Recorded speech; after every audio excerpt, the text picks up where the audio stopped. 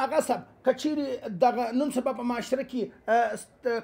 ډېر به تا لیدلي چې په د هسپتالو کې د کوم چا چې اولاد نه وي هغه د هسپتاله څه یا یو ماشوم راوړي کور ته یا دغه رقم د یو بل چا څه واخلي کور ته یې راوړي هغه ماشوم وایي زه اولاد نه لرم 10 کاله 15 کاله هم کېږي چې اولاد چې دی هغه زه نه لرم د الله یو نظر دی د طب په دنیا کې ډېر داسې د بې اولادۍ علاجونه ما کړي چې هغه 15 کاله 10 کاله داسې اولادونه نه ول الله اولاد ورکړه زر یو سبب اختیار کړي شفا الله ورکړه خو دلته زموږ نقطه نظر دا دی چې د بل چا اولاد راواخلي د هسپتاله څه چې د ده په رشته کې هېڅ هم نه دی وایي زما اولاد نشته د ځانه سره سنبال کې وساتي هغه چې غټ سي هغه نجلۍ که هلک کې هغه بالغه سي هغه صاحب که ته لږ موږ ته دغه ووایه چې آیا دا په دا کور کې بیا د چا سره د ده رشته تعلق پرده د ده سره ستا نشته که نجلۍ ده که هلک دی او بیا پلار بیا هغه رخصتي هغه په کوم انداز باندې رخصتوي د دې که چیرې پر دې باندې ته لږ روڼا واچوې چې عوام په دې باندې څه خبره دا ده ما پر دې باندې بیان کړی هم دی په بار بار اوله خبره خو دا ده چې د الله رسول فرمایي د هرې بیمارۍ الله پاک دوا پیدا کړې ده ماسې وه له سپین ژیرتابه بلکل دا دوا نشته چې یو سړی دوا وخوري هغه سپین ژیرتوب چې دی هغه یې نشي را یا هغه ختم سي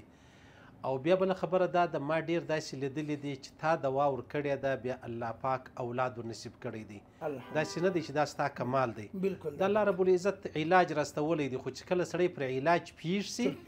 بیا هغه کار چې دی هغه وسي او په دې کې بله خبره دا ده چې زموږ اکثره خلک نارینه خلادونه نه وي ښځې ډېرې ناامیده وي چې کله اولاد نه وي بس بیا دا ښځې خو نوم شیطانت منافقت ډېر دی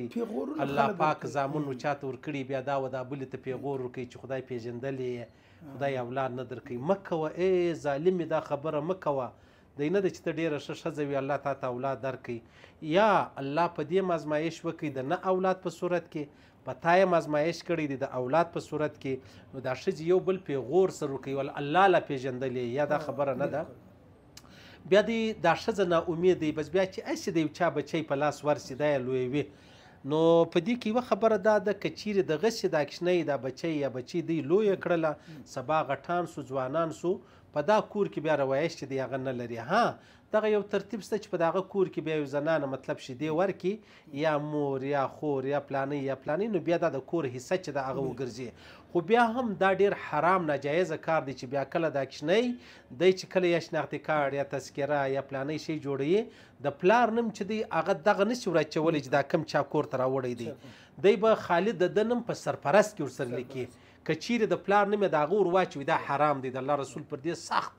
مطلب منع چې د هغه کړی د الله رسول موږ د دې څه بند کړي چې تاسو به کوئ نه داسې او بیا په دې کې خبره دا ده چې مطلب بیا ما لیدلي دي کله کله 10 کاله 20 کاله ما له یو سپین سرې ښځه راله